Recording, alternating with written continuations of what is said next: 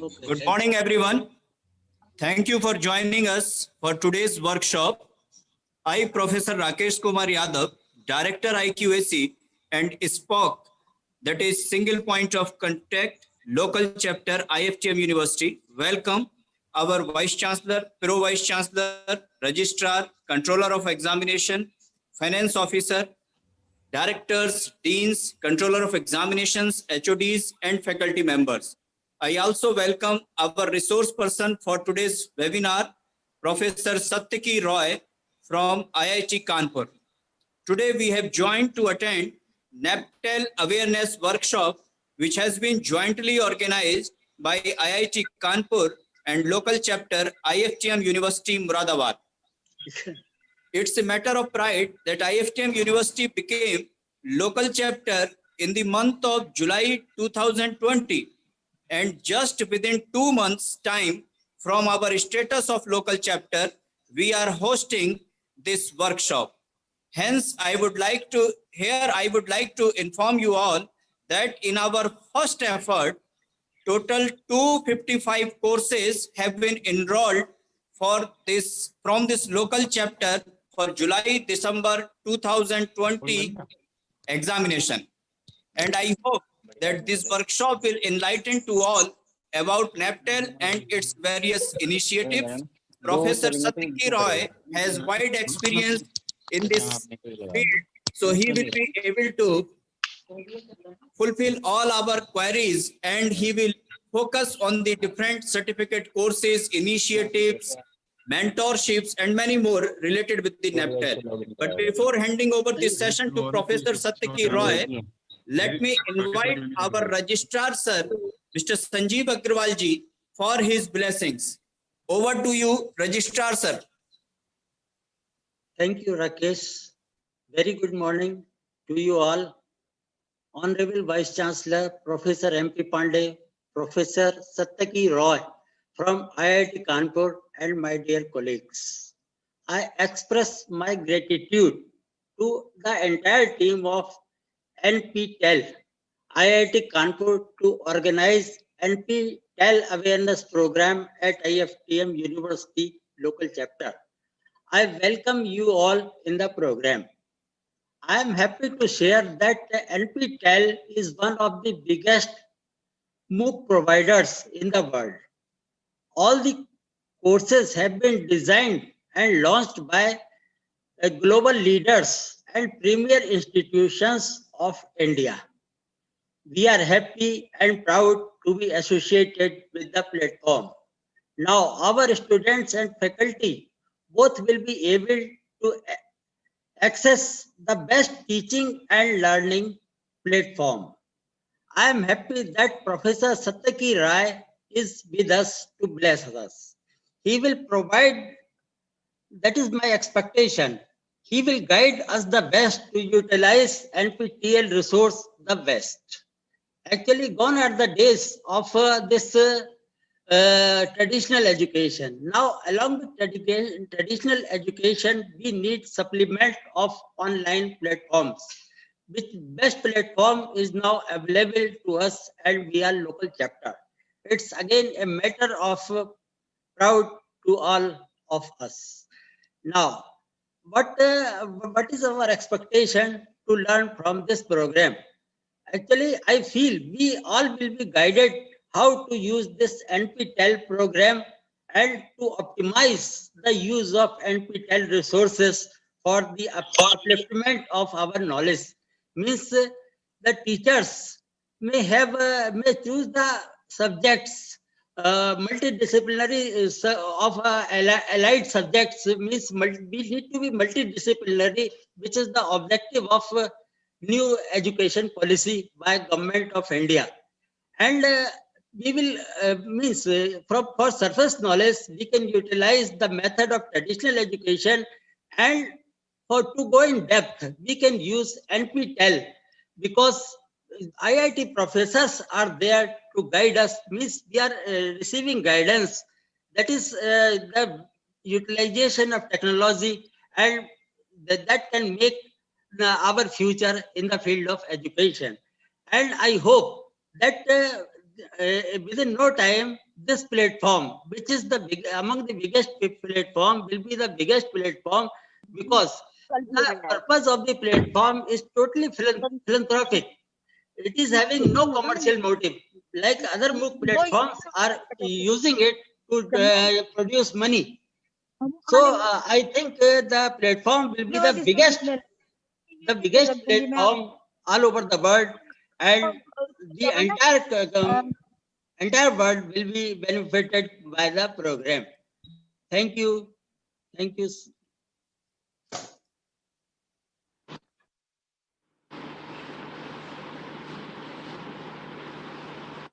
Thank you, sir, for your kind gratitude and words of blessings.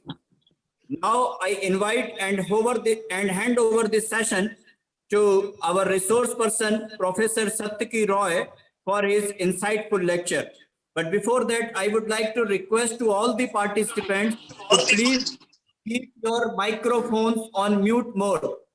All the participants, please keep your microphones on mute mode. Only Professor Satyaki Roy will speak so that we will be able to listen him carefully. Professor Satyaki Roy, welcome you, sir, in IFTM University, Moradabad. Thank you, Professor Rakesh Kumar Yadav, for such a wonderful introduction, and also Mr. Sanjeev Agarwal for initiating this whole workshop. I'm also thankful to the Vice Chancellor, Professor MP Pandey, and Chancellor, Mr. Rajiv Kotiwal, for taking up this initiative of joining the NPTEL program as a local chapter.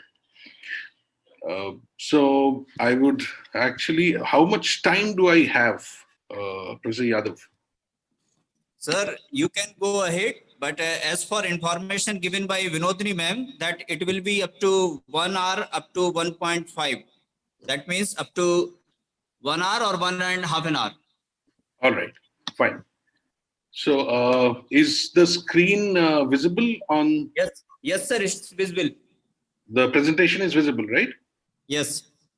Okay. Just give me a moment.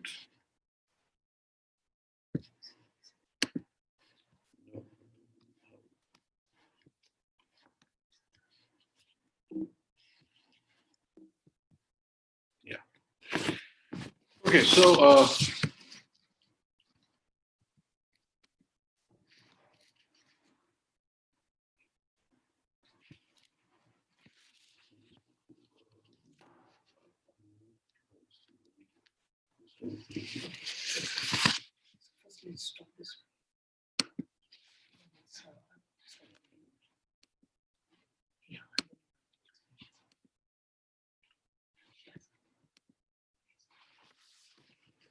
right. So once again, welcome all of you to this online awareness workshop on NPTEL online courses and certification program.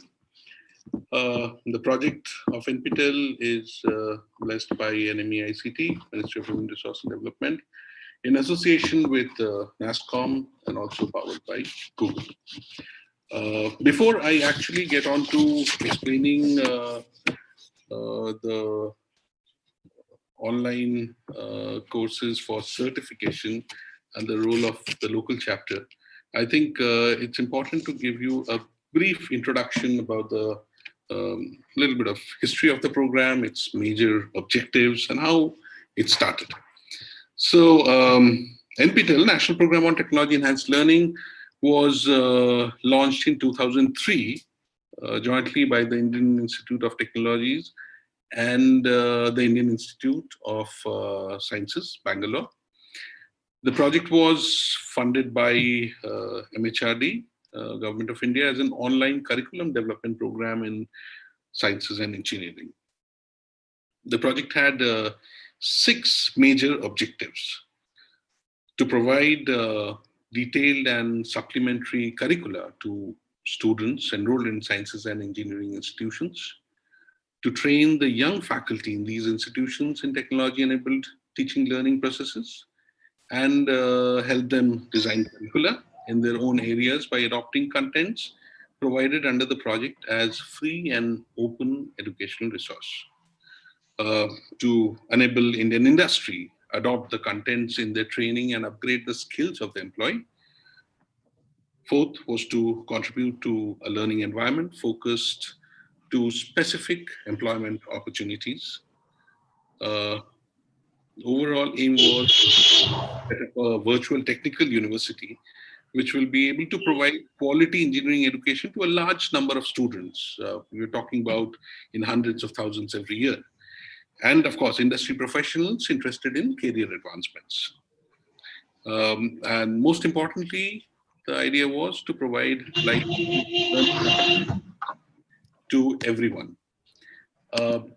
Can we have the participants mute their microphones? Yeah, thanks. So, as I said, the idea was to provide lifelong learning opportunities to everyone. You see, the challenges in technology and pedagogy associated with online curriculum development, and in particularly now that many of you are experiencing this because of the pandemic, most of the colleges and institutions are going online. In fulfilling the expectations and needs of the learners with diverse backgrounds and the teachers who will need to understand the paradigm shift of online education versus on-campus education are enormous. In this workshop, we shall present the, I can proudly say, the Indian effort so far, which is unique in the world and which involves many partners among academic, industrial, and government agencies. So when we started back in 2003, we had two modes in particular. One was video and the other one was web-based courses. So video courses, we had the Eklavya channel, which was being uplinked from IIT Delhi.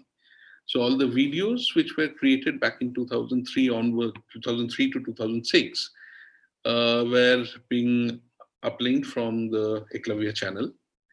And the web courses, or rather the web supplements of the video courses, were more like the e-books that we read today, where it was just textual data with little bit of images, little bit of flash animations, 2D animations to explain the concepts, explain the topics. Between 2003 and 2006, we developed close to about 230, 40 courses across different disciplines of engineering, core sciences. These were, if I remember correctly, mechanical engineering, civil engineering, computer science engineering, electrical and electronics and communications and electrical engineering, physics, chemistry, maths. And the idea was to cater only to the UG courses. So we picked up the core courses in these disciplines and tried to develop them as part of the NPTEL initiatives. From 2007 to 2014, the phase 2 of NPTEL started. Actually, phase 2 and phase 3 of NPTEL were clubbed together in some sense. We had taken the remaining disciplines of engineering like material sciences, and then we had agricultural sciences, we had mining. Also, we included humanities, social sciences, management courses, design courses, etc. And developed the undergraduate courses for them. At the same time, we tried to work on the electives and the postgraduate courses in disciplines which already had the core courses. So this process happened from 2007 till 2014. And 2014 onwards, we launched the NOC, NPTEL Online Certification Program. And I really feel happy today to tell you that this is one of the largest online repositories of engineering course material and one of the most successful multi-institutional project in the country. I'm saying this because there are, if you really look into our course repository, we have 2,000 plus courses. We have close to about 600 faculty members from different IITs, from IISc Bangalore, and from several other institutions like TIFR, for example, Institute of Statistics, some of the major institutions, even outside India. Faculty members have contributed to this project. So obviously, the numbers would actually speak for themselves. I can just give you a small little figure. Last evening, we closed the enrollment of the students. We had actually extended it till 25th September. The total enrollment figures that we have for the upcoming NPTEL courses is close to about 21 lakhs 9,000 some 600. So that's obviously a huge number. So NPTEL, of course, is one of the national coordinators in this large system of SWAYAM that was launched by the government of India. swayam.gov.in, I'm sure most of you have visited this particular portal. This is more like a if I should say, a meta layer on top of which you have these 9 different verticals from ICT, NPTEL, UGC, NCERT, National Open School. You have CEC, you have IGNOU, you have Bangalore, and NITTR. So you have all these institutions, these bodies who are actually offering courses on the SWAYAM platform. So SWAYAM platform is more like, if I should say, a single gateway to a huge resource of online courses. It's almost like a one-stop for courses across disciplines, starting from engineering to commerce to management to self-paced courses, school education, teachers training programs, to everything. NPTEL is one of the verticals there. Okay. Now, if you really look into the NPTEL impact, what I was talking about, we have 2,000 plus courses. We have 900 million views. We have 44,000 hours of videos with English subtitles. And so far, we've had 1.6 million YouTube subscribers. As I said, the numbers speak for themselves. As far as the NPTEL online certification programs is concerned, so since 2014, we have moved over from the platform that we were initially using to SWAYAM. We have close to about 2,000 plus courses which have completed. We have close to 1 crore plus enrollments. Of course, this does not include the 21 lakhs I mentioned just now, as the enrollment just finished yesterday itself.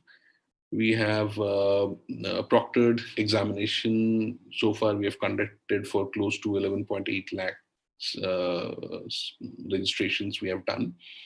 And of course, we offer e-verifiable certificates from IITs and ISCs. The total number of ongoing courses right now that was launched early this month are 417. Now, let me slightly deviate from this topic, and particularly because at this point of time, because of lockdown, social distancing, and different kinds of issues which are happening, most of the institutions are closed.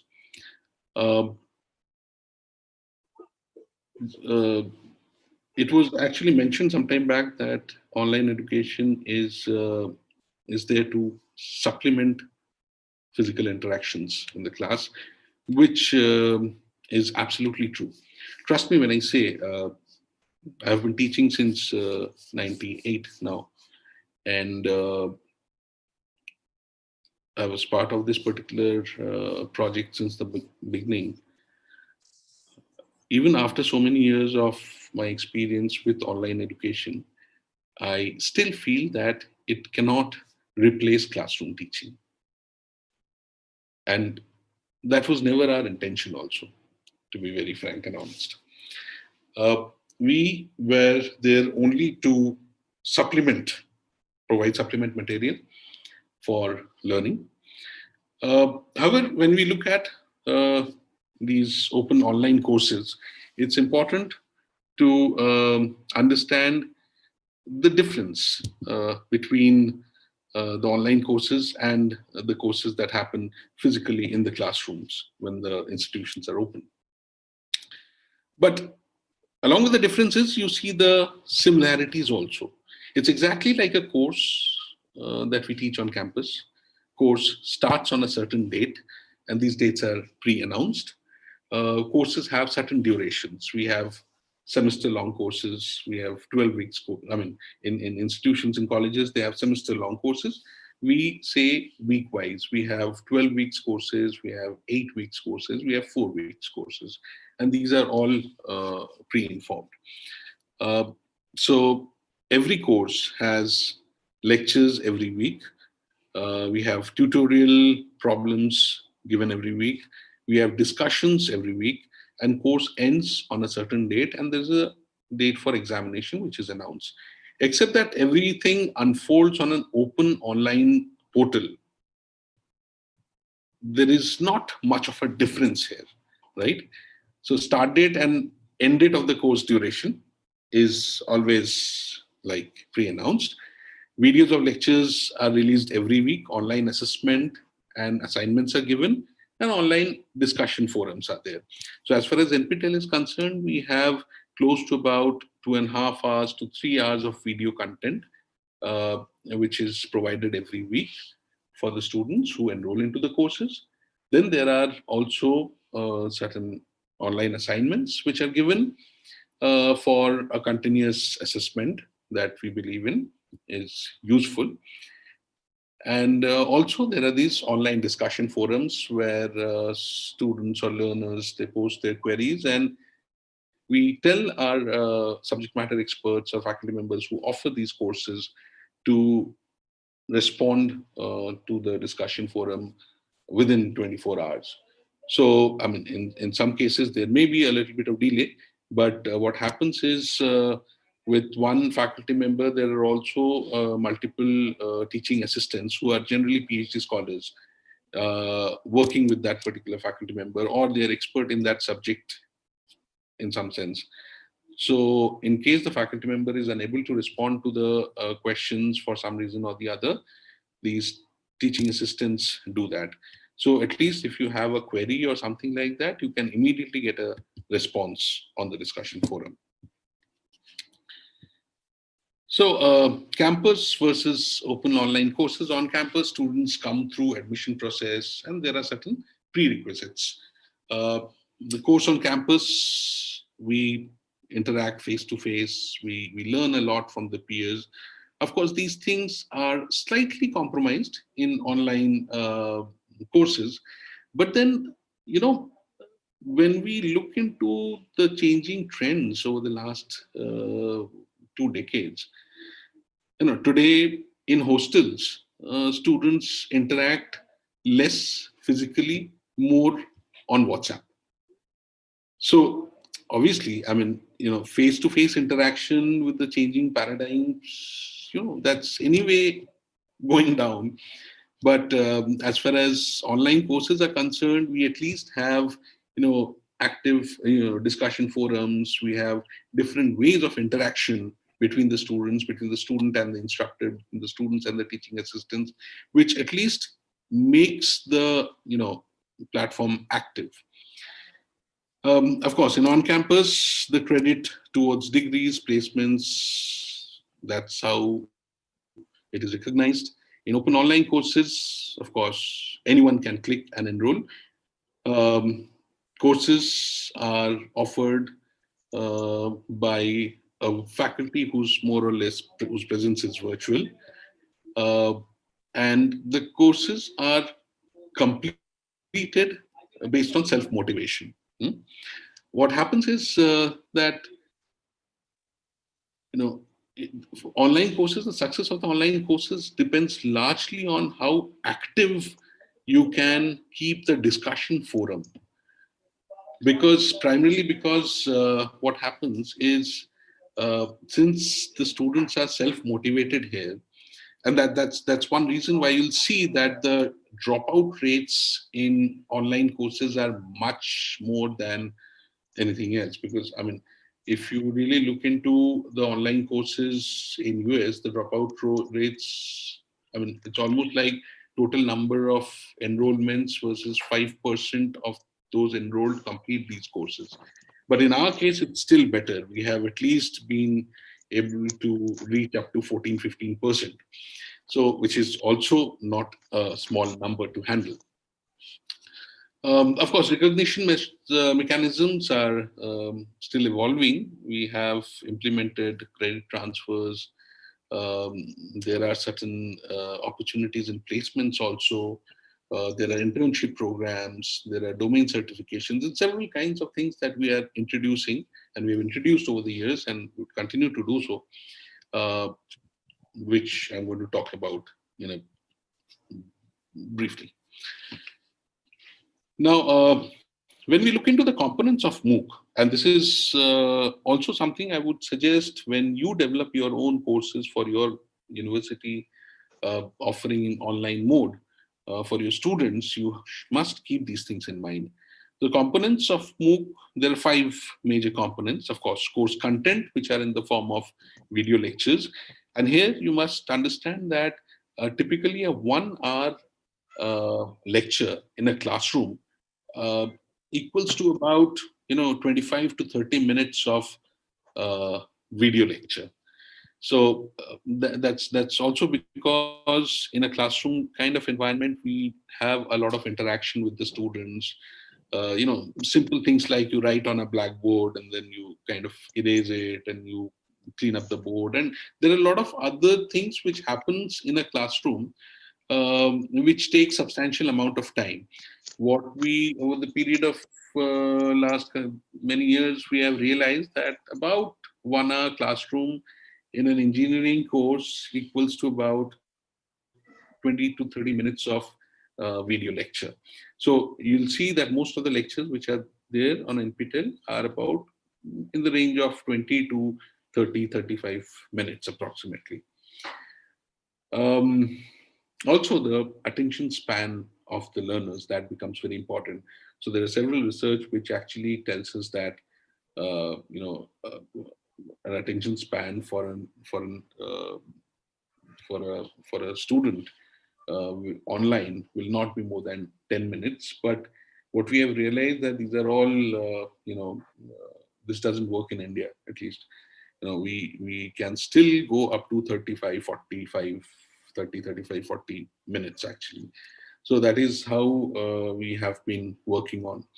Now, along with the course content or the video lectures, it's important to do continuous evaluation. So there are assignments, there are objective assignments, subjective, programming assignments, all kinds of assignments. These features are all available on the NPTEL portal that we use. And so these things also keep the students engaged. So every week with the course content, we have a set of assignments. Then, of course, discussion forum, that becomes very important. And as I said, success of a course online depends largely on on how active you can keep the discussion forum. And to be very honest, many a times we have tried this out, that when there are no questions being asked by the students, so since everything is happening virtually, the instructor who's offering the course is also left in a situation where he doesn't know if the students are at all looking at the lectures, or if they are at all interested in the lectures. So what happened a few times, we said, okay, let the TAs pose their questions and let them be answered. Now, trust me when I say, when we started doing this, when the TAs themselves, they started posting questions and responding to this. See, every announcement that goes on a discussion forum, the students immediately receive, or learners receive a mail in the Gmail account. So when they see that there is some activity happening in a particular course, they tend to visit the discussion forum. So you have to constantly, devise ways and mechanisms, strategies, how to get the students engaged to the learning process.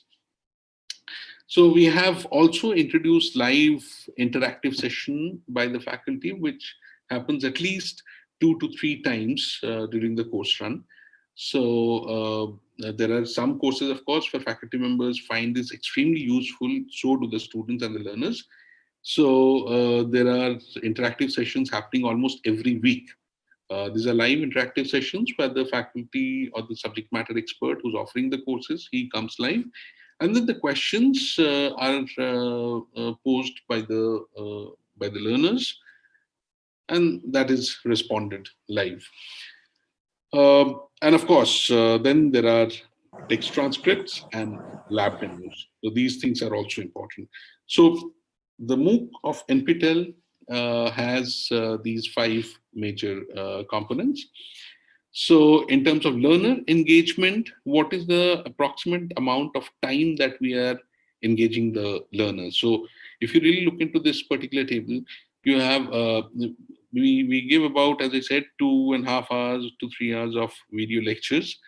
So watching the video lectures, amount of time that we expect is about 3 to 4 hours a week. I'm saying 4 hours, not because we give 4 hours of content, because students may like to rerun the lectures a little bit or browse through the lectures a little bit. So it takes about 3 to 4 hours of time by the learner to look into the videos. Then there are these assignments every week, which engages the students for about 2 hours. We expect the students to visit the discussion forum regularly. I'm saying it is about an hour or so in terms of engagement. And then there are these notes, text transcripts, there are references, and there are other live interactions for which about 1 hour or so. So approximately it is like 8 to maximum 9 hours of engagement for a particular course. And that is something very similar to the courses that we offer on campus also. We have lectures, about 3 to 4 lectures every week. We give assignments every week. Discussion forums, at least in IITs, we have these online platforms where students can pose questions, they can discuss. It's just that we had to introduce this primarily because we found that students are generally shy asking questions in the class. So you, as teachers, you would have observed that many students kind of come to you after the class to ask questions. So that's because they're perhaps shy to ask questions in the class. But then at least discussion forum, we tell the students that you should ask even the most stupid question that you feel is stupid, but that could be actually useful for someone else. So discussion forums have to be kept active. Now,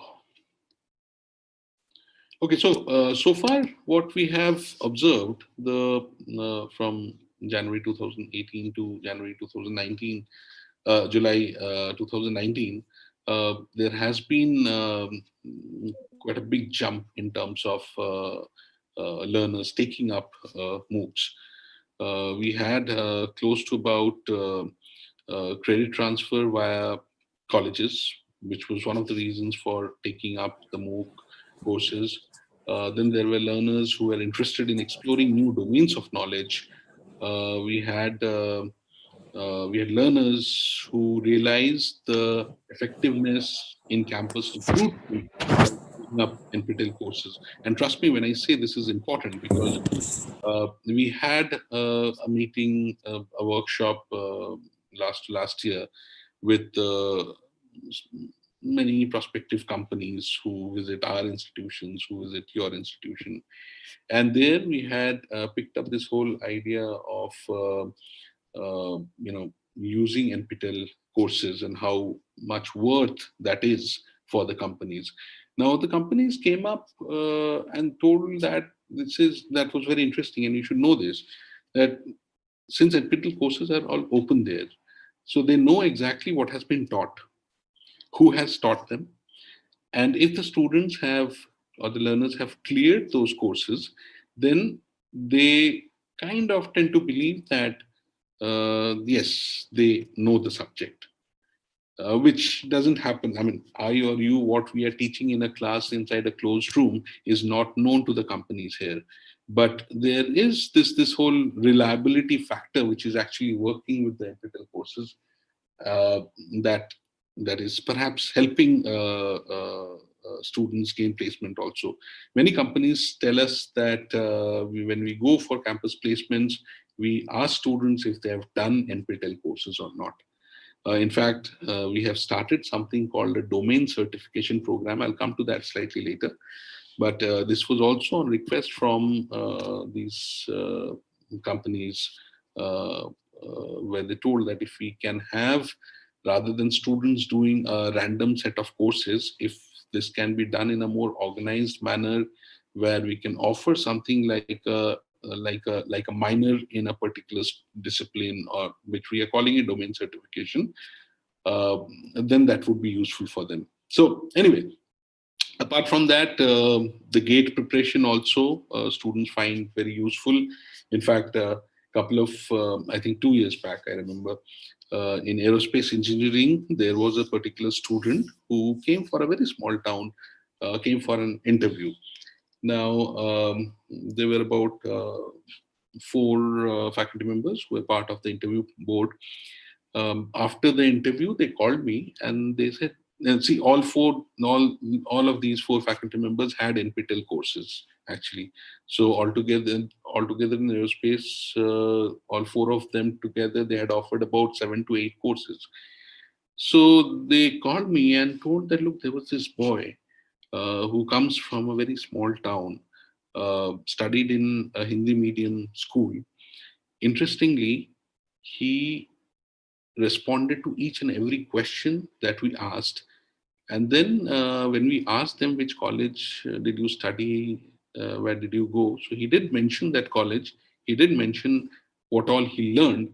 But also he mentioned that the best thing that the college had done was actually allowed them to, do credit transfer for NPTEL courses. And this particular student had done all 7 or 8 courses which were offered by uh, about 3 of the 4 faculty members in that particular room. And so the faculty members told me that, look, I mean, there's no difference between a student who's doing a BTech from IIT Kanpur and the student, because finally he has done all the courses. The same courses that we teach here are being taught there. And if a student is completing those courses, then obviously it's a great initiative. So anyway, I mean, that's one thing wherein NPTEL again became very useful. There are many students, these are based on the feedback, of course, who say that the courses are helpful to their current jobs. Ever since AICT and UGC had mandated colleges to take up courses on SWAYAM platform, the numbers have gone drastically high. Colleges of faculty encouraged you to enroll. They were mandated by the college and others. So this kind of a feedback is actually in the last 1 or 2 years that we are getting. So where the numbers are also going substantially up. So now looking into the role of the local chapter, what are the benefits for the colleges regarding courses or exams? So I'm actually happy that your institution became a local chapter not long ago, and then organizing this workshop and taking active interest in NPTEL courses. So advantages that local chapters gets are the following. You can request for exam cities if you have 200 plus candidates registered per exam session. Now, last course run, we had close to about 412 cities across the country. Yeah. So 420 cities across the country where we had examinations.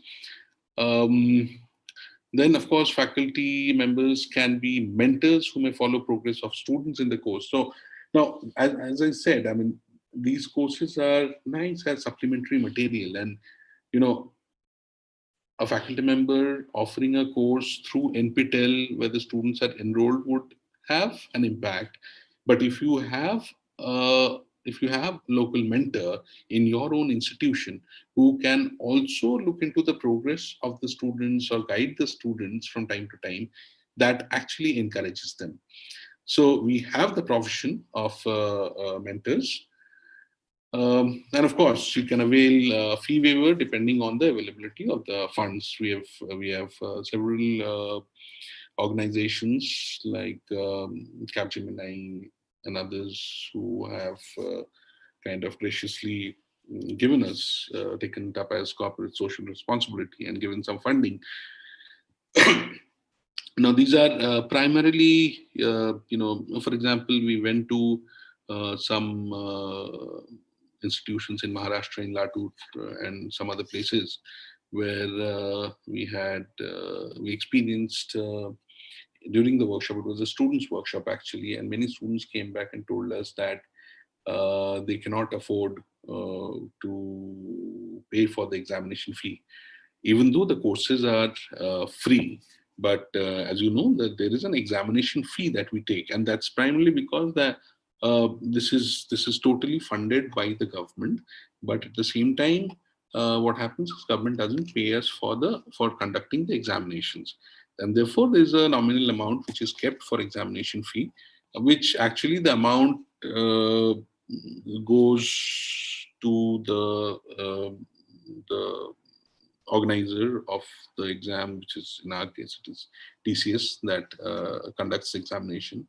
And also every examination hall, we have to send our staff members as invigilators. So it requires a lot of organizational thing, and that's precisely the reason why we charge this amount.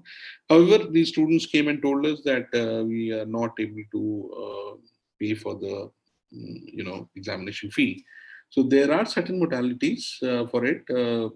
Certain checks are being initiated, but after that, we could actually help these students from this particular institution to appear for the examination with a fee waiver because of the funding from these companies. So right now we have close to about 3,800 local chapters. As you can see, the numbers, UP is quite high right now. It's almost 439. Maharashtra 783, Tamil Nadu 592. So which is quite promising at the moment. So 3,892 local chapters, which also includes our chapters outside India. Now, how colleges use NPTEL online courses. So credit transfer is one. Then we have domain certification. We have internship opportunities for course toppers. We have recruitment for NPTEL course takers, and faculty members can take up courses for earning FDP credits also. So if you have seen this particular document, I'm just kind of reading it out. This was a gazetted notification in August 2016, jointly by UGC and AICTE, which said all the institutions shall, within 4 weeks from the date of notification by SWAYAM, consider through their competent authority the online learning courses being offered through the SWAYAM platform, and keeping in view their academic requirements, decide upon the courses which it shall permit for credit transfer. provided that an institution can only allow up to 20% of the total courses being offered in a particular program in a semester through the online learning courses provided through the SWAYAM platform. So keeping this in view, IIT has adopted NPTEL courses for credit transfer. So we have at least IIT Madras, IIT Roorkee, IIT Bombay, IIT Palakkad, and IIT Tirupati have approved credit transfer for their own students taking NPTEL online courses. IIT Kharagpur has implemented it for working professionals entering the PhD program. So you see, it's not just that institutions who are a local chapter or institutions outside who are, adopting this particular mechanism for credit transfer. Even within IIT system, we are adopting it. IIT Kanpur right now is in actually discussion in the Senate. So perhaps we would also eventually adopt the online NPTEL courses for credit transfer. So for credit transfer, you'll have this particular presentation. You can visit these URLs to get an idea of SWAYAM NPTEL local chapters taking up NPTEL courses for credits and details of credit transfer. Both of these are covered in these video sessions. So I'm just requesting my team to share this particular presentation with all of you so that you can at leisure look into it and try to understand these things in more detail. So actually, this may not be so useful. Let me move into domain certification. So there are three major questions of why, what, and how. So why is domain certification important? It helps prepare for technical competitions and better career prospects. What are we doing? Certifications in specific area in a discipline. And how are we doing it? It's simply by completing a set of core and elective courses. Minimum score for each course must be more than 60%, and courses to be completed within 3 years. So we have a list of courses which are part of the domain certification. And so these are like you take up a specific topic in computer science, and you'll have about 6 courses from our repository, which you need to complete within the 3-year span. If you can complete them, then you are certified as a domain expert from NPTEL. So about 41 domains are available right now across 10 disciplines of engineering. So I would suggest you actually have a look at these courses, because we've picked up the best of the courses, and courses which are actually useful from the industry perspective and also from research perspective. So these courses are actually very useful. We have had, these are kind of information which we generally post on our websites. So the first round of our domain scholars who are there, so from artificial intelligence to programming to data science to materials, power systems and power electronics. So different kinds of domains are there, and we have we do encourage students to kind of enroll into these courses. So we've had the industry NPTEL co-offered courses as well. I mean, these are not courses just offered by IIT or IC faculty members. We try to kind of bring in industry experts, also thinking about the learners' future prospects, particularly the students. So with IBM, there was a course on blockchain technology. With Glass Academy, a course on glass manufacturing, use of glass in building. With Google, we had a course on practical machine learning with TensorFlow and cloud computing. And the toppers in these courses were actually offered internship with these companies. And of course, there is a separate plan that we have for offering internships to our students also through IITs. That I'll come to it a little later.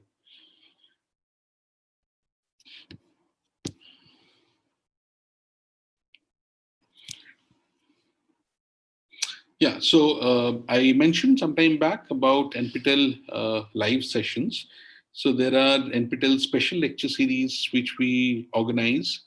Then we have orientation for the new SPOCs, which happens online. We have live sessions to help the learners in the course almost every semester, every course would have 2 to 3 live sessions where they get to interact directly with the faculty member who's actually offering the course. And of course, there are these NPTEL awareness workshops, which happens time to time. The proctored exam, which is being conducted, is run by a partner. About 151 cities across the country. This number is right? Or? Have to check, sir. All right. So, no, I think this is not right figure. I'll have to check that out. But anyway, so there was a course fee of about 1,000. So at times it is 1,100, at times it is 900, depending on our partner and whatever amount they charge us. That amount actually varies. So after the proctored examinations, we give a certificate from the Quality Improvement Program, or QIP, or CDT, Center for Development of Education Technology, within these IITs and IC Bangalore. This is, please note, this is not a degree being given from IITs. This is just a certificate of course completion, which is being given by the IITs. Certificates are, of course, e-verifiable and e-verifiable with a QR code. And there's no hard copy dispatched, only soft copies are made available. Till last year, we used to dispatch hard copies, but that was just simply adding to the cost of the examination. So at one point we said that it does not really, we don't need to do that. So now, if you look at the scoring and certification criteria for the courses that are being offered, final score calculation for certification, we give about 25% weightage to the online assignments, and for proctored examination, it is 75%. Now, you have to understand that this is a particular a figure that we have reached after several rounds of iteration. In 2014, when we started, we gave a lot of weightage to the online assignments, almost like 40% or so, which was reduced to 30% at some point, 35% at some point. But now this is more or less stable. We are not giving more than 25% online weightage to the online assignments. However, that is important. And of course, proctored exam has 35%, but learner must get more than 40 or more than 40%, both in assignments and final exams individually. Now, that is how we do the calculations. Then we have types of certificates also, which are based on final score. We have elite certificate with a gold medal, which is 90% and above. We have elite plus silver medal, 89 to 75 to 89. We have elite certificates, 60% and above.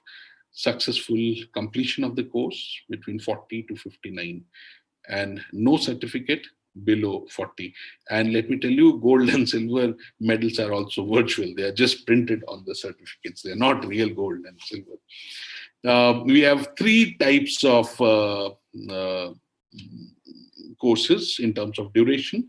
So we have 4 weeks course with best 3 out of 4 assignments, which are taken for calculation of the final scores. We have 8 weeks courses with best 6 out of the 8 assignments, and 12 weeks course. For that, we take 8 best assignments out of 12 assignments for calculating this particular score of assignments. Yeah. So this is how typically an NPTEL certificate looks like. We have again course toppers who are there from different institutions, and you can see they're not all of them are kids. Actually, we have faculty members just like you and me who take up courses. Even I have taken up an NPTEL courses, a couple of courses at some point of time, because I mean, of course, I did not appear for the exam, but then I did courses because there were interesting topics being offered by our colleagues, and it's just about knowledge enhancement. Not every time they have to mean anything, but so then we have these internship opportunities for the toppers during summers and winters. We have IIT Madras, IIT Kharagpur, Bombay, Roorkee, Ropar, Bangalore, Kanpur, Tirupati, and IIT Delhi. The numbers are not very high right now, but we need to do a little more planning. Nevertheless, we did start this whole thing because it is only for the toppers who get selected for the internship, and not all of them want to come for these internships. Therefore, the numbers might sound little small, but about the mechanism for getting the internship, you have all the information on NPTEL website. You can actually check it out, and you can encourage the students also to, if they score well, they can always apply for these workshops. So, All India Council for Technical Education, National Level Council for Technical Education, and Department of Higher Education, Ministry of Human Resource Development, and NPTEL have signed an MOU on July 24, 2018, whereby advanced NPTEL online certification courses are approved for Faculty Development Program, FDP, by AICT. So typically, if you look at this particular table, you have number of weeks. NPTEL courses are for 4, 8, and 12 weeks. They have about 3 lectures per week. Total number of hours in terms of engagement, 12, 24, 36. That is what we have mentioned. And of course, which is equivalent to an NPTEL course with regular FDP. For a 4 weeks course, it is about half FDP of 1 week.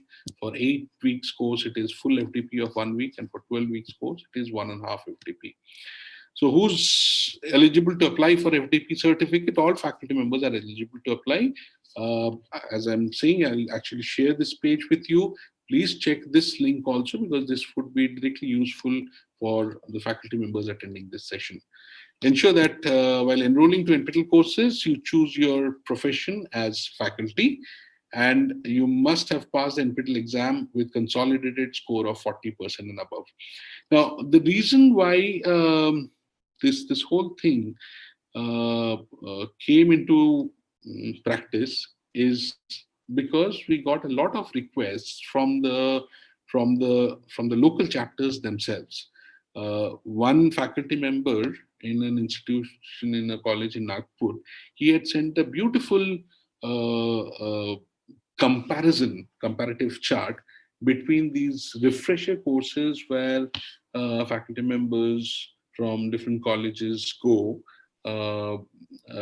and versus the online courses which they can actually take up. One of the major things that we saw is that in these refresher courses, there is no evaluation that happens. There is no exam that is conducted. We have young teachers who do attend the programs, but at the end of the day, we don't know how much was actually how much of the content covered in that particular refresher course for a week is actually becoming useful for the teachers. So I think at that point of time, it was felt that, okay, there should be a mechanism through which we can at least help the teachers in certifying them properly. And an examination and clearing up that examination would mean that he or she understands the topic, knows the topic well. In fact, there are colleges I know in Uttar Pradesh itself where the institutes have made it mandatory for the faculty members to do these AICT FDP certificate courses.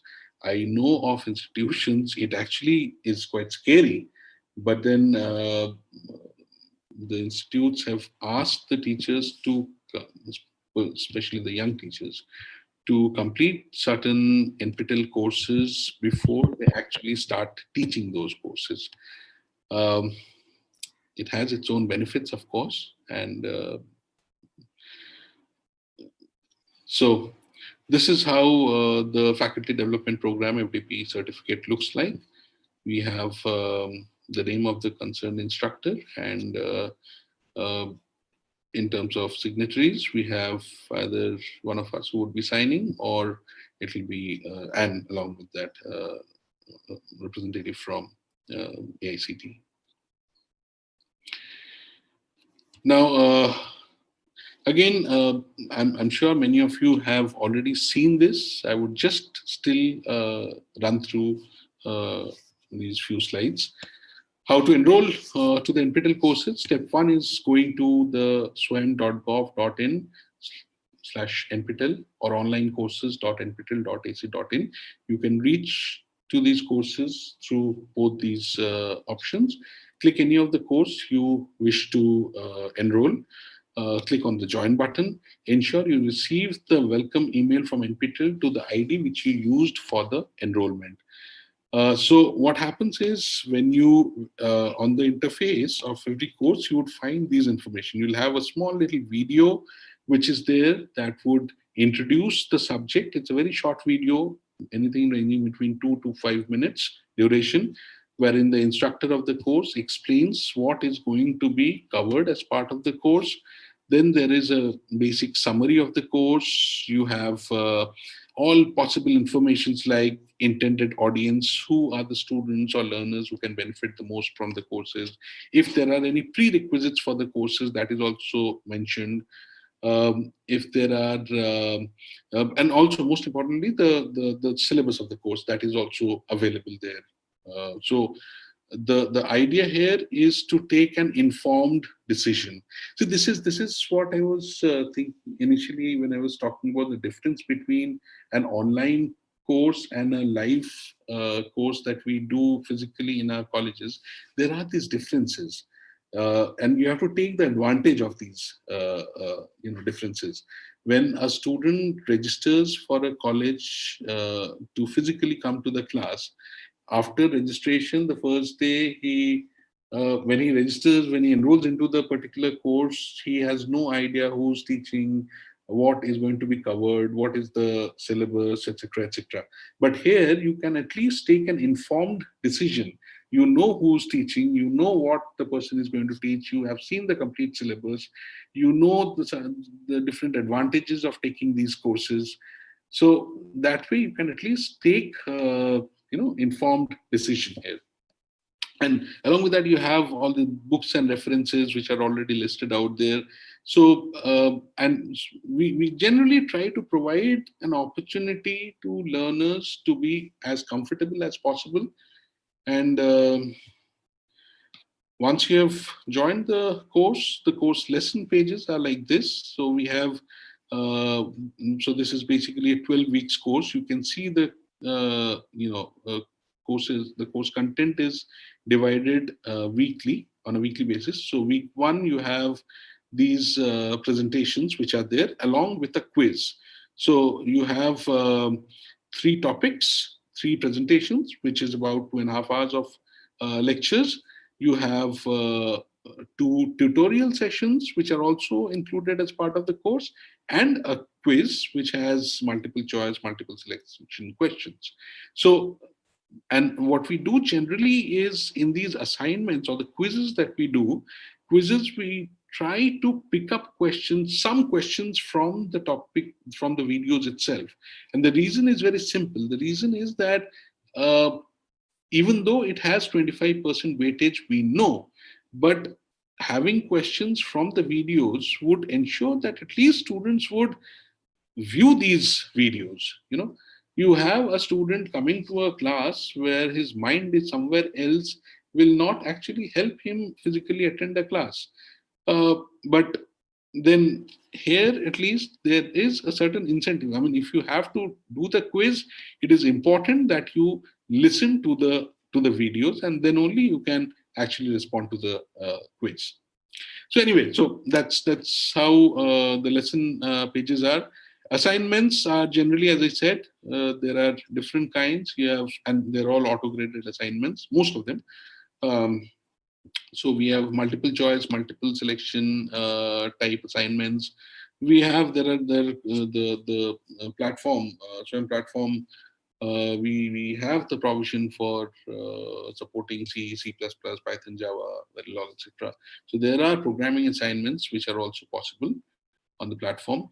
Then there are subjective assignments also. See, in subjects, particularly in humanities, social sciences, in literature or in history, the courses that we offer, these courses at times require subjective assessment. So, we do allow the students to write subjective answers to the questions. And of course, it also depends on the number of enrollments in a course. This is our limitation. We have, let's say, one faculty member offering a course, typically in a college. I'll give you a small example. One faculty member offered a course. After the course enrollments were over, he came and told me he was quite nervous. He came and told me that, look, I mean, the maximum number of students that I have taught is close to about 130 or some number, he had said, in one semester in a particular course. Now here in this particular course, enrollment last date was still not over, and he still had close to about 8,500 enrolled students. So he told me, look, I used to take, I mean, I'm used to subjective giving questions in subjective, subjective questions, and assessments are done accordingly. How am I going to do the subjective assignments online for so many students? Because subjective assignments obviously have to be checked individually. It cannot be, something like what we have in auto-graded assignments or something. So we had to make certain provisions for him. In that particular semester, he was allowed to have at least 10 teaching assistants who would help him out to do the grading and all that. But after that, we decided that, okay, depending on the total number of enrollments, we will decide on the kind of assignments that we are going to take. And we'll leave it more to the concerned instructors. Then, of course, we have a discussion forum. This discussion forum, as you can see, you have, I told it earlier also today, and I'm repeating it again, the success of any course. And if you are offering an online course, you try this trick. You keep your discussion forum active, and your students will really engage themselves into learning process.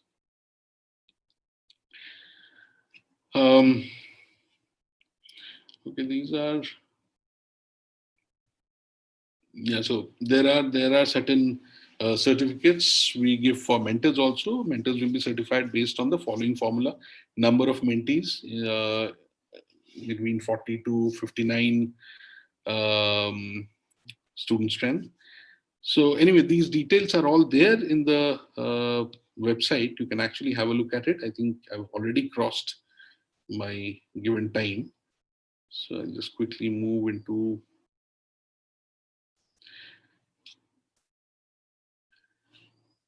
Yeah, so we're happy to recognize and very proud to be associated with the following categories of learners who have excelled in various ways.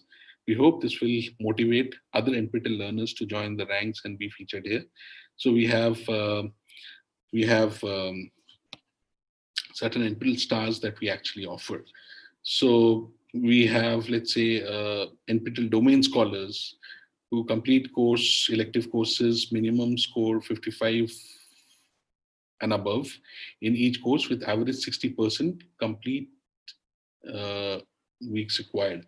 So so we have these domain scholars, we have NPTEL superstars, we have NPTEL motivated learners, we have NPTEL enthusiasts, we have NPTEL evangelists. We have different kinds of acknowledgements that we actually provide on our NPTEL portal itself. And about last year, during one of the NPTEL examinations, I was in Chennai, in Madras, where examination was being conducted. One of the candidates who appeared for the exam was a 67-year-old retired uh, person. She was 67 years old. So we actually invited her to have coffee with us after the examination. And we figured out that she has done over the last, since 2014, she has completed close to about 37 NPTEL courses. So we asked her, what is your motivation? So her response was very simple. She says that it's just for knowledge, nothing else. So, you have people who are as motivated as that. So obviously she does appear in the NPTEL superstars. All right, now the tentative timeline for the current course run. Of course, the course enrollment initially, last date for course enrollment was 21st September, but we increased it to 25th September. And yesterday itself, we closed the enrollments. As I told, we have 21 lakh plus enrollments this time for about 419 courses. So for the 4 weeks courses, the beginning of the course, the courses started on September 14th, and actually all the courses, all the 4 weeks, 8 weeks, and 12 weeks courses started on September 14th, and they have different end dates. 4 weeks courses end on October 9th, 8 weeks end on November 6th, and 12 weeks courses end on December 4th. Examination dates have been announced right now, 18th, 19th, and 20th December. Earlier, we used to have it on 1 day or 2 days, but then we're trying to expand it to 3 days. Also trying to increase the number of examination centers.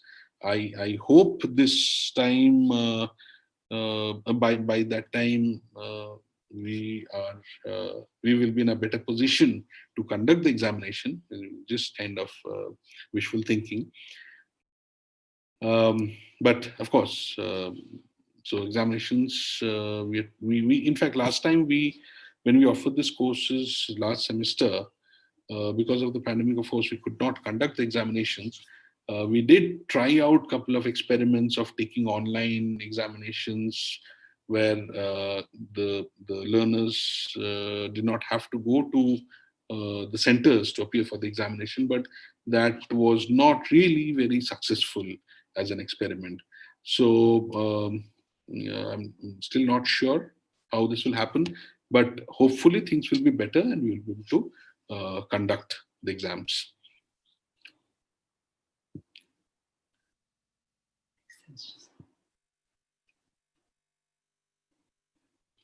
Okay, so this is the tentative timeline for January to April course run. So the course enrollment to courses would open by 18th November. I'm showing this is because many students who may not have been able to enroll this time, you can at least pass on this information to them for the next semester, January to April semester. So course enrollment would start on 18th November, and the closing date is January 25 for certain number of courses. So 4 weeks courses are being offered in 2 runs. I mean, these are also separate set of courses. So there are set of 4 and 8 weeks courses, which will start on January 18, and there are courses which will start on February 15 as well. So the end dates for the courses, the 4 weeks course starting January 18 is February 12th. For 8 weeks courses, it starts on January 18 and ends on March 12. For 12 weeks courses starting January 18, they will end on April 9th. 4 weeks courses starting February 15th will end on 12th March, and again 8 weeks would end on April 9. Now we did this based on the feedback that we received from many of our local chapters. So in North, particularly in Himachal, Jammu Kashmir and these places, January, no institution opens up. So by the time they open, the colleges open, it's actually first week of February. So we had to actually try this out as an experiment. 2 years ago, we did it, and it worked well. Actually, many students who could not register over here could actually register here for the course run. So that is it, I believe. And now I think I'll just open it up for discussion.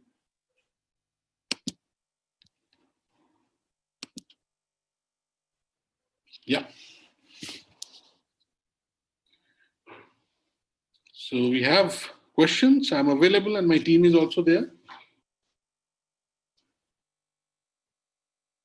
Yes, Professor Satyaki. Yes. One question is there that if we want to get the examination center of NPTEL, so as you have mentioned that there must be 200 number of participants in a session, but Yeah. what should be the infrastructural requirement for that? No, so see, this particular request is for having examination conducted in your city itself. But that does not mean that it would be in your institution. That depends largely on our partners who conduct the examination. Okay, so because generally what happens, we do not encourage students from a specific institution to sit in that institution for the examination also. But of course, I mean, like for example, students who were somewhere between Kanpur and Agra were given centers either in Kanpur or Agra, and till the time one particular college which said that we have close to about 400 students, so we created a center not in that college but in another place in that particular city, town itself, to conduct the examination. So it's just for the benefit of the students. We don't want them to travel for long distances. But then again, the limitation for us is if the numbers are less than 200, then trust me, it is not economically viable for this. And as I told you, government doesn't pay for this. It is being organized through the examination fee that the students pay. Thank you, Professor. One more question is there. Yeah. Suppose if some student is not studying in any institute like a regular student, even though he or she can be able to join NPTEL courses. Suppose if he has dropped his or her studies after 10th, 12th, after 12th, and in graduation, if he or she is not studying in any of the college, university, institute, they can join? Absolutely. Who will stop him? I mean, we are absolutely, I mean, that was the whole idea. See, when we started NPTEL back in 2003, I'll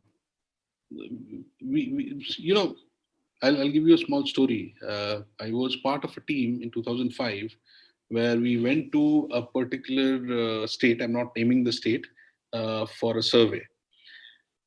It was a small state which had close to about 117 universities.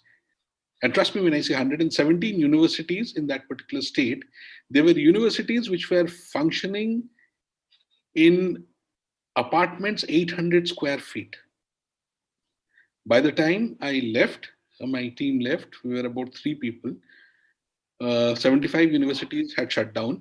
So we were working with a team from the government itself. During that was really an eye-opener for me. We visited colleges which were actually still much better as compared to what I mentioned just now. but still they were just young, BTechs who had just graduated from the same college and became faculty there. We had so for one particular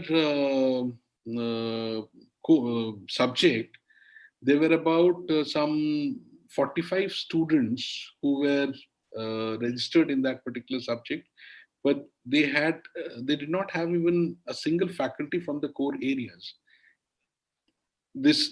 So we said, I mean, what else can we do? The best thing we can do is basically create good content, so that at least, I'm not blaming this particular BTech student who just graduated and started teaching. At least for his reference also, he would have some good content available so that he can use it and teach these people. Addressing your question, of course, it is open to everyone. In fact, last I think 2 years back, there was one student who was some 14 years old who had actually registered for an NPTEL course. And then we received a letter from his parents saying that, look, I mean, your courses are very interesting. He wants to study engineering, but he should also focus on his, class 10, 12 examinations. So then we had to counsel the student and tell him. And then, of course, we have put in that age restriction. You have to be 14 and above now. But anyone can do it. Yes. Okay, Professor. One question is there from Dr. Himanshu Gupta, Right. and he has asked the same question. He has asked about the minimum qualification required to enroll for NPTEL. Like age, you have spoken that age barrier is there. So is there any minimum qualification is required? I think there is no such restrictions. +2 is minimum. What you I would suggest, because generally you have courses. All these are the college level courses, UG undergraduate level courses, PG level courses. So +2 should be the minimum criteria.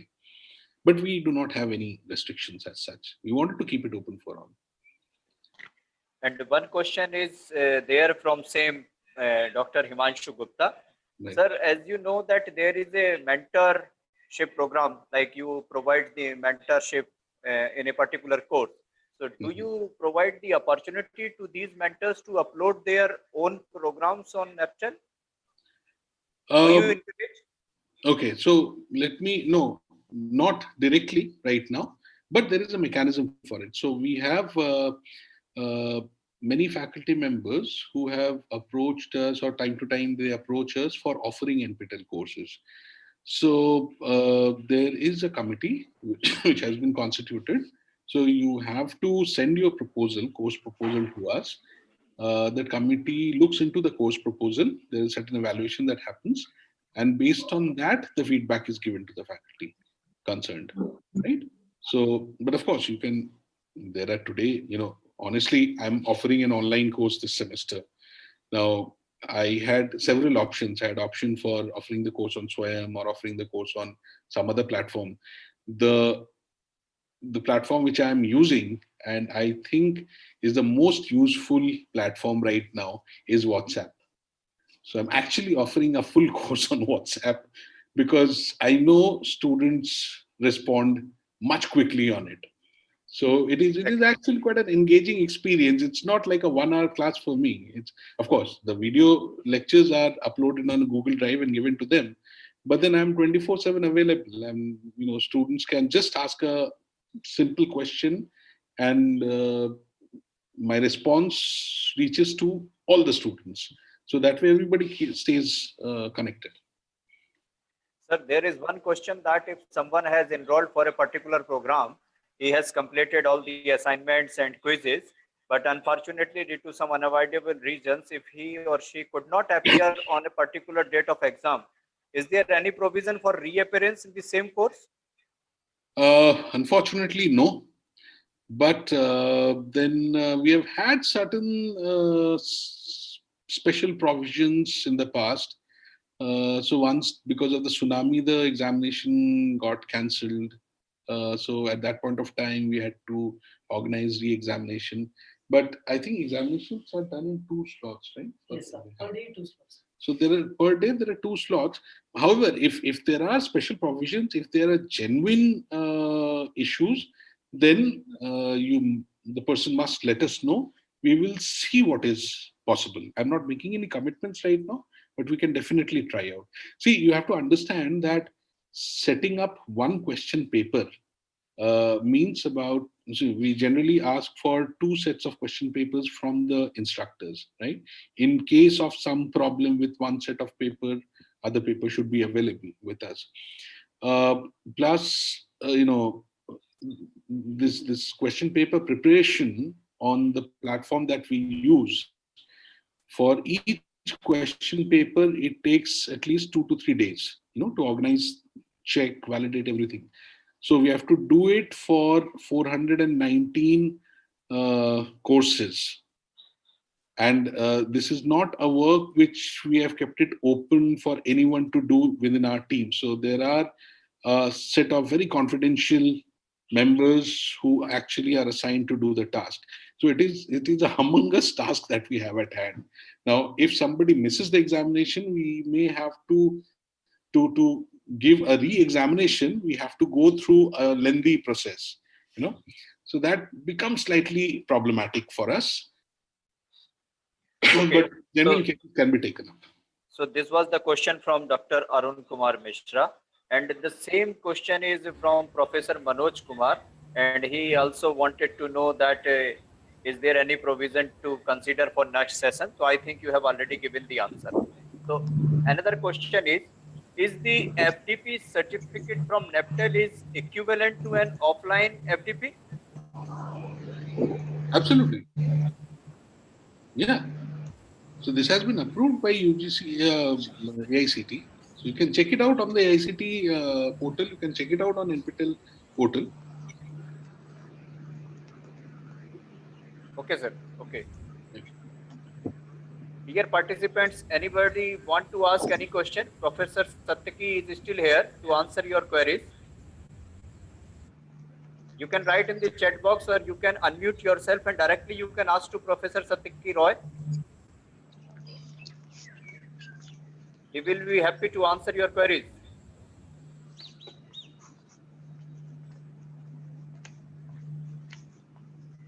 Professor Satyaki Roy, I think you have given wonderful presentation and you have cleared all our doubts in your presentation itself.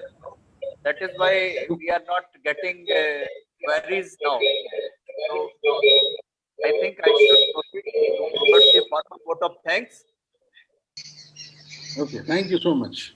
So I take this privilege to thank you, our resource person, Professor Satyaki Roy, who has given his wonderful presentation. He has started to explain from the history of NPTEL, started in 2003, and he rightly said that it is truly an Indian effort. He has quoted these words, and I too feel proud in quoting this, that NPTEL is truly an Indian effort, and it is good for all the students, because the second point which I got from your address is again good one, that companies don't know what we are teaching in our classrooms, but they know about the NPTEL and its initiatives and course material. So they go and they ask about whether you have gone through with some of the NPTEL programs or not. So yes, I will motivate my students to go for this NPTEL. And you have also started one of the internship opportunities for the toppers. So this will again be good for the students. And second, which I got from your idea, that since after COVID-19, we all have started our online classes. So point which we missed and got from you, from your presentation, that 1 hour classroom teaching is as equal to 25 video lecture, 25 minutes video lecture in online teaching. So that is good insight you have given to us. So we will keep in our online teaching this point, because this will keep the students also engaged and keep away from their boring insights. So it will be good one. So thank you, Professor Satyaki Roy, for your insightful and very informative session you have given. I would also like to thank to 2 persons from IIT Kanpur, Vinodini, who were in continuous touch with me and who helped me in arranging all this and hosting this particular workshop. Vaishali Behel, who was active today for the chat sessions and providing the informations. And I would like to thank to our Chancellor Sir, Vice Chancellor Sir, and Registrar Sir for providing this opportunity.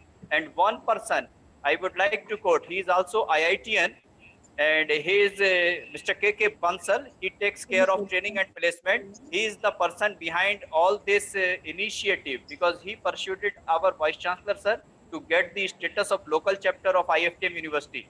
So I thank to KK Bansal Sir also for his initiative. And two more persons are there, Navneet Verma Sir and Arun Kumar Mishra, who were always there to help me in arranging all these arrangements. I thank you all the directors, head of the departments, deans, professors, associate professors, and the faculty members for being there in this NPTEL awareness workshop. Thank you one and all. Thank you, Professor Satyaki Roy. Thank you very much. Thank you so much. Yeah. So shall we? I'll just, even though vote of thanks is over, but that's okay. Vaishali, do you have to, Vinodini, you want to add something to that you may think I have missed out? No, sir. No, Hello? sir. Hello, good morning, Vaishali, sir. can you hear? Yeah, sir, I can hear you. Yeah, Can you hear? Yeah, yes. sir. You So covered, anything specific for local chapters that you would like to add on? Sir, actually you covered all the topics, but one query that is popping up again and again, all the AICT FTP approved courses are already mentioned on the course pages. The condition is the faculty has to fill the form as a faculty and has to appear for the exam. The faculty, in the similar fashion as a student, need to give the assignments, fill the final exam, and give the final exam. After the clearance of it, the faculty is eligible to get the AICT approved FTP certificate. But for that, the faculty has to give the exam. And for the mentorship, the particular faculty has to enroll for that course, not necessarily give the exam. And then he or she can motivate the students, the mentees who will be under him or her, to continue that course, give the assignments. And the criteria that is there for getting the mentorship certificate is already available on the website too, and the slide that sir just shared. After fulfilling all the three criteria, the mentors also get the mentorship certificate. So for this, for getting the FTP, the faculty has to fill the final exam and clear that too. Thank you, Vaishali Madam, for wonderful information you shared. Thank you, Vaishali. Yes. Thank you, sir. Vinodini Okay. ma'am, do you want to add something?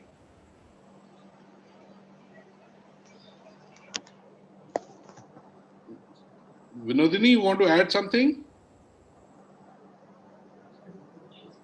Okay. No, I think No, sir. I think you and Vaishali has covered almost every part. So thank you, Rakesh sir, for coordinating for attending this workshop also. Thank you, sir.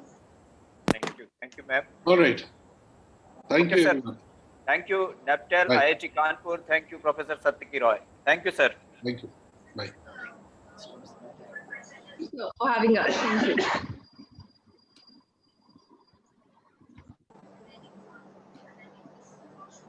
You feeling?